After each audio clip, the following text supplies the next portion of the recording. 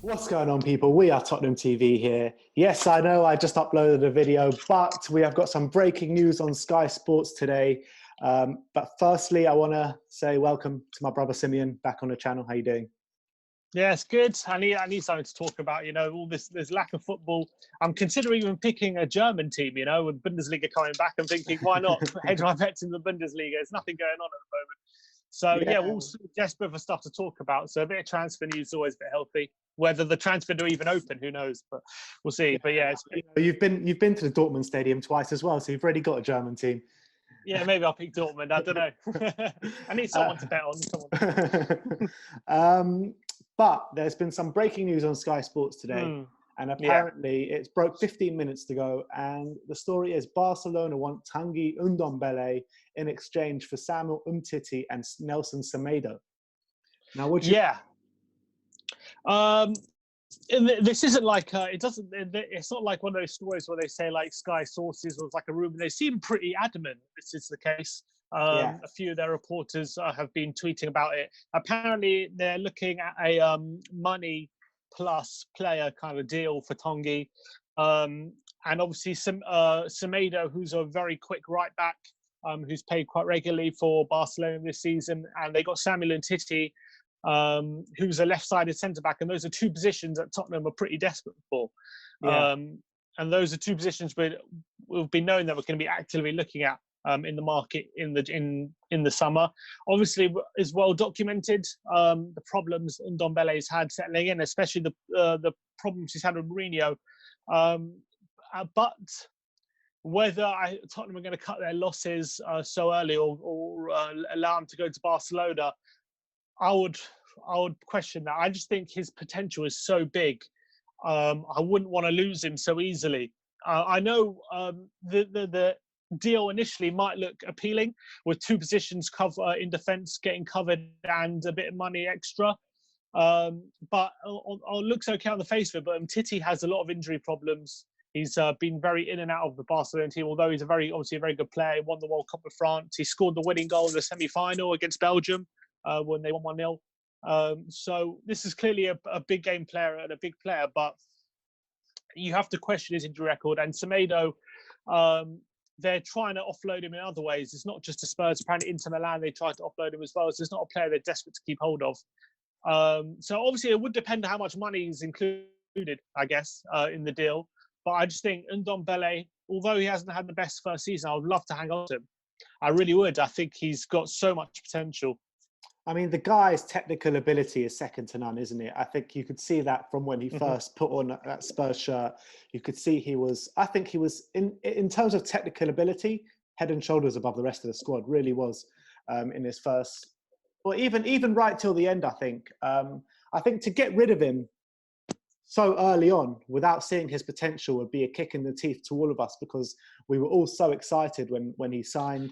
And all that kind of stuff. But in terms of Barcelona, I think there's stuff coming out in the press of them offering players for all sorts of different players around Europe. You know, there's that Inter Milan for Lorato Martinez. They've offered a couple of players. There's also for Neymar, apparently there's rumours of that. And there's also rumours about Tonali from Italy as well, of Barca offering some players for. So do we take these rumours with a bit of pinch of salt? Probably. I mean, Sky Sports haven't been that reliable over the past couple years or so in terms of them breaking news or getting exclusives. They have usually turned out to not be true. So I wouldn't take it too seriously. But at the end, it is Sky Sports at the end of the day, so it's not. It can't be absolute nonsense all the time. But I just think this deal, a part exchange deals, very rarely ever come off. They very rarely ever come to fruition, these kind of deals. But having said that, they come off for Barcelona more than anyone else. Yeah, true. There's rumours that Spurs would be more interested if Arthur, however you pronounce it, if he was included in the deal. Tottenham might be more interested, but Barcelona apparently very reluctant to let him leave. He's a good player, Arthur, and I would be more open to that kind of deal if he was included. He's a brilliant with the money player, plus Arthur. But that situation was happening with Inter Milan as well. They weren't happy with the reported players that they were offered, and they wanted Artur as well. So these seems like rehashed articles for different clubs and different players. I don't know if it's lazy journalism or there's actually legs to this. Yeah, but so a few of the like Lyle Thomas has put his neck out on the line, calling it an exclusive from his side, saying that this is information he's been getting. So, you know, they don't do that lightly, I guess. So we've got to give that a bit of respect. But look, I think Ndombele, even if you look at the stats this season, you know, his dribbling ability, his dribbling success rate, and his passing success rate, both very, very high. One of the best in the Premier League, actually. Yeah. The amount of take-ons he gets, the success rate, it shows that his natural ability. His big problem, we've always said, is his off-the-ball movement, his off-the-ball intensity in terms of closing down players, being his defensive actions, tracking runners, things like this. Yeah, has to massively improve on these things if he's going to be a star in the Premier League. But it shows that, you know, Barcelona wanting him supposedly shows the quality that everyone can see he has. I think the fact that Mourinho, even during lockdown, was trying to get him to go for a run and trying to get his fitness levels up, showed to me that Mourinho does believe in him and believes that this guy, you know, he wouldn't do that for someone he doesn't believe in or someone he's given up on or anything like that. So clearly, Mourinho can see the ability he has, and he just wants more from him. He knows what he can give. And I think that he wants more out of Ndombele. But the problem at the moment is the last Premier League game that Tottenham have had was Burnley, I believe. I think that was our last Premier League game. And obviously, we all know what happened on that game. Yeah. Ndombele was hauled off. He was publicly criticised by Mourinho. You know, he didn't pull any punches, Jose, that weekend. And we've kind of been sitting on that ever since that game. Yeah. And the longer, you know, this lockdown goes on, and the longer all these rumours start to circulate, obviously it's going to people start going to think that Tottenham are more willing to sell Ndombele, and that bad feeling kind of lingers because he never really got a chance to put the doubters wrong, kind of thing, because we haven't played.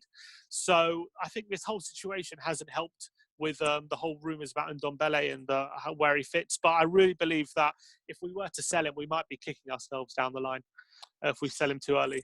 So is that answering my next question? My next question was going to be, would you take this deal? Yes or no? It does really depend on how much cash there is involved. I think if there's a big cash, let's say if they offer like 70-80 million plus those two players, I can't see that. I can't see that. Then if that is the case, then maybe the deal's worth considering, and we could get another midfield player to replace Ndombele plus those two players. That could be a deal worth looking at. But if it's just a straight player, if it's straight players, then definitely not. If we're looking at like 30-40 million plus those players, I would still say no. It would have to be a big cash deal, in my opinion, because if we're selling Ndombele, however good those Umtiti and Semedo are, which they're decent players, it's going to midfield players, central midfield players of Ndombele's quality, it costs a lot of money. They're very, very expensive. Yeah. So it's going to take a big amount of money to replace Ndombele. Maybe they'll say like getting Højbjerg, who we were linked with before. It would have to be someone of that quality who's, I don't think, is as good as Ndombele, despite I think he's a good player. So a middle three of Højbjerg, Sissoko, and Lo Celso doesn't sound too bad. Doesn't sound too bad, but I'd much rather Ndombele in there. I think he just has the ability to do everything. If he can just get that defensive game right, use his physicality off the ball as well as on the ball, I think he could be one of the best in the league. I think, and he's shown on the ball, he is already one of the best in the league. I think he's shown that already. Yeah. But he's just needs to get that. He needs to get used to the league, and he needs to get used to the intensity of when you're off the ball, how to manage it and how to track runners and how to use your physical ability in that way as well. Because I don't think he's good enough at the moment in that sense. But players have taken this amount of time to settle before, so it's nothing new. So I really think this could be a £100 million player or £150 million player in a couple of years' time. So I don't think we should jump the gun and just sell at the first offer. Yeah, I completely agree. All you need to do is look at players like Moussa Sissoko or Heung-min Son. You know, they take a while to settle in. All right, Sissoko was a bit different because he had Premier League experience. But Heung-min Son, he started all right, but he was about to be sold, wasn't he? He was very close. We He were was close very to close selling to him. being He sold. wanted to leave. He wanted to leave. Pochettino stuck his neck out on the line to keep him. Yeah. And hopefully Jose will do the same for Ndombele, because I really think he's got the potential. I really think he's got the ability as well. So I think that also this signing could go one of two ways if we were to sell him. We could reap the benefits if Ndombele never gets to grips with the Premier League. But I'm going to back him, and I'm going to say I think he will get to grips with the Premier League. I think he will get to grips with the physical side of it. But I think he's going to take a lot more time than it takes another player, because, he's only had one season in the top flight in the French league before he came to Spurs. So I think we just need to bide our time with Tanguy, and I think we'll reap the benefits. And you can see, I think when Danny Rose had that interview on 5 Live, he was obviously talking about the best players he's ever played with, and everyone knows every Spurs player always says Dembele is the best player they've ever played with. But he said, look, I'm telling you, watch out for this Ndombele guy. Just give him a bit of time, because he's absolutely brilliant. He's awesome, and really watch out for him. So I think even then, I think he just left Spurs. So I think it was the week he left Spurs. Yeah, so I think he didn't need to say that. And he clearly, you can see they see in training his ability. So I think we should hang on to him. But obviously, with the way things are at the moment in the world, who knows when the window is going to open? If how long this whole thing's going to drag on for? So it's difficult to actually say what's going to happen. But hopefully, if the window opens, we can hang on to him. Well, at least there's positive signs of football coming back in Germany. They're kind of leading the way, but we'll see what happens. They say that, but they're still waiting for the go-ahead from the government. They said they're ready as a body to play on the 9th of May, but there's no guarantees that's going to happen at the moment. Yeah, fair enough. And just one thing I wanted to get your opinion on is Eric Dier. He got charged with misconduct yesterday from the FA. It looks like he could be facing a very, very heavy ban or suspension. Is that what the rumours are? A long ban? Yeah, so because this charge is unprecedented in the Premier League, no one's ever been charged for going up in the stands and trying to attack a fan. There's no set punishment for it. If he doesn't go for the appeal, or if he fails for the appeal, then it will go to an independent panel, and they think that it's going to be a very, very heavy ban. What define heavy? What, 10 No, games? nobody knows yet. I think he should have been charged. I think that was the right thing to do at the end of the day. I don't blame Dier. We've said this before. I don't blame Dier for going in the stands and doing what he did. But at the end of the day, it was wrong what he did. And you're a professional and you can't do it. Yeah, you can't. The game can't be allowing that to happen, because it doesn't set a good precedent for other players who see things going on in stands and feel like they need to intervene. But I do think that I think a ban is probably in order. I think a ban will probably be dished out to him. I don't think it should be too punitive, though. I think maybe a 4 or 5 game ban is probably fair enough in this kind of situation. Anything more than that, I think, is a bit excessive, given that everyone knows the situation. He didn't exactly attack anyone. He was just defending his brother. I know he went into the stands and he did what he did, which was wrong, but he didn't lay any punches or anything. It was nothing like that. He was just trying to get in between an altercation to make sure his brother was okay. So I think in that kind of instance, I think a hefty ban, I don't think hefty ban's really in order. I think that'll be a bit excessive. I think about 4 or 5 games would probably be fair, something like that. Here's the real question. With a hefty ban, a potential hefty ban incoming, and with his contract running out in 2021, what do you do? Do you offer him a contract, or do you get rid? I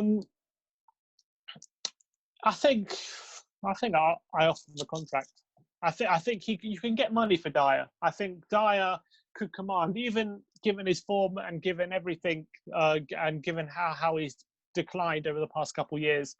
I still think you can fetch good 35 million for him, even in this market. And also in his last couple of games of the season, or whatever the season was, he played great at centre-back the last couple of Yeah, games. and I agree with that. I think centre-back, he's going to start playing there a bit more. I think his days in midfield are pretty much over. I don't think he has the legs for that anymore. And I don't think he was ever an amazing defensive midfielder anyway. I think he was mostly covering cracks of the squad that we had.